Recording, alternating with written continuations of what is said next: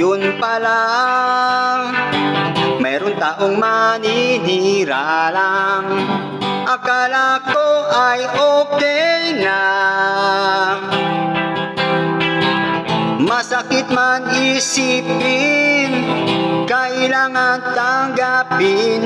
Kung kailan ka umaasenso, saka kanila gagaguhin. Oh, pares ko, overload na nga ito. Di ba ang sarap? Nagmukha ka lang tanga, siniraan mo pa ako.